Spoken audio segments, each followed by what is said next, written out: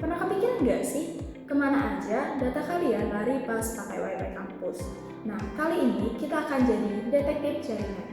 Kita akan monitoring dan bedah semua alur datanya pakai tools keren banget nih yang bernama WiSAR. Gak pakai lama, kita mulai dari persiapan.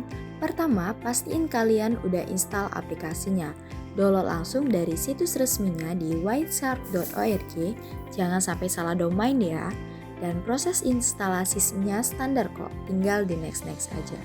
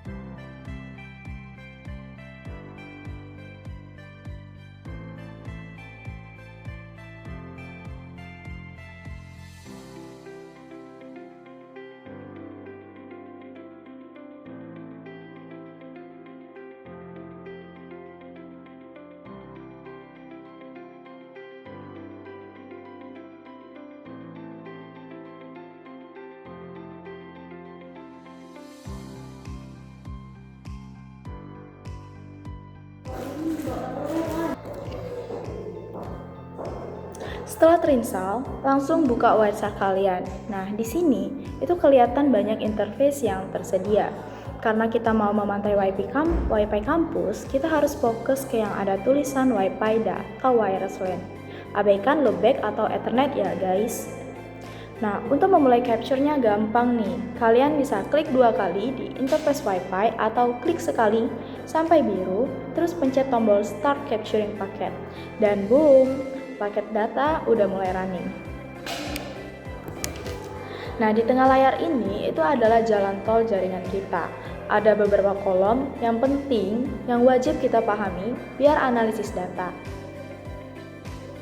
Nomor, ini adalah kolom nomor. Nah, nomor urut paket yang ketangkep dari WiSAR. Mulai dari 1, 2, 3, dan seterusnya. Yang kedua, itu ada time.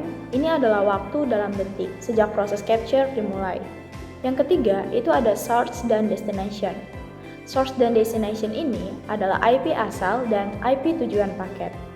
Yang keempat itu ada protokol atau bahasa komunikasi data, misalnya DNS, TCP, UDP, HTTP, dan sebagainya. Yang kelima itu ada length. Length ini adalah panjang paket dalam byte, jadi data-data di sini itu dihitung dalam byte. Yang keenam itu ada info atau ringkasan singkat dari isi atau aktivitas paket. Nah, sekarang kita masuk ke bagian yang paling seru, studi kasus. Di sini, kita bakal lihat gimana WiSAR menangkap lalu lintas 3 protokol penting, yaitu HTTP, DNS, dan TCP. Pertama, kita bahas protokol HTTP. Di kolom filter atas ini, ketik HTTP lalu tekan Enter. Setelah itu, coba buka salah satu website di browser kalian. WiSAR akan bakal nampilin paket HTTP yang berisi permintaan dan balasan. Contohnya nih, salah satu paket HTTP yang sering muncul adalah GET. GET itu adalah request ke alamat http www.mstconnecttest.com. Ini bukan situs aneh ya, tapi bawaan Windows buat ngecek koneksi internet. Jadi, setiap kali laptop kamu nyambung Wi-Fi, Windows bakal ngirim permintaan kecil ke server Microsoft buat memastikan jaringan bisa akses internet atau tidak.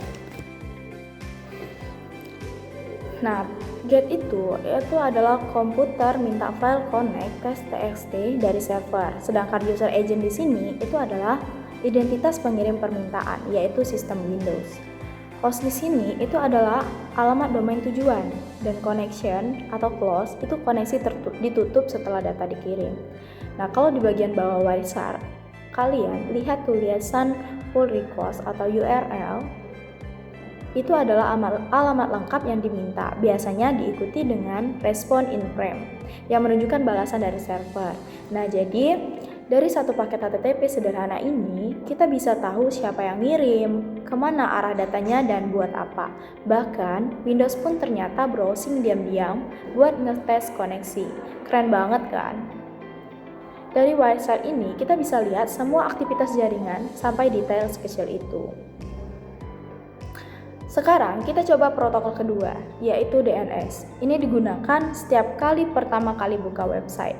Coba ketik DNS di kolom filter Wireshark, lalu tekan enter. Kalian bakal lihat paket dengan keterangan seperti standar query A atau respon A. Misalnya, muncul tulisan standar query A, google.com, itu artinya komputer kita lagi nanya ke server DNS, IP-nya google.com berapa ya? Nah, di sini ada domain name system. Itu menandakan paket ini adalah permintaan DNS. Transaction ID itu adalah ID unik untuk mencocokkan query dan respon. Flex atau standar query itu menunjukkan bahwa ini permintaan DNS normal. Dan question 1 itu berarti komputer sedang menanyakan satu domain. Answer ketika di sini semuanya 0 itu karena baru permintaan, belum ada jawaban. Queries itu berisi detail domain yang ditanyakan.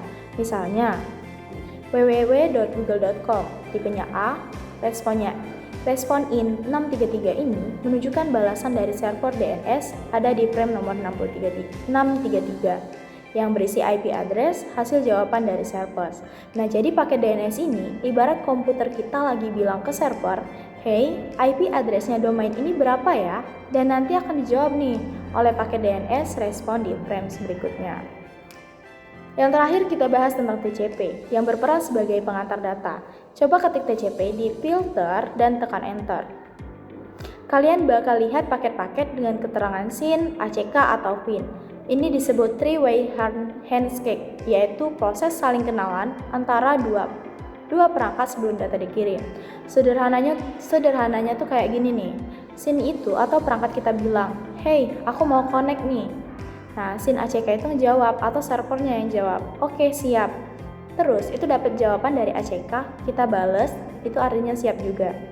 Setelah itu, baru data bisa dikirim lewat protokol lain seperti HTTP atau HTTPS.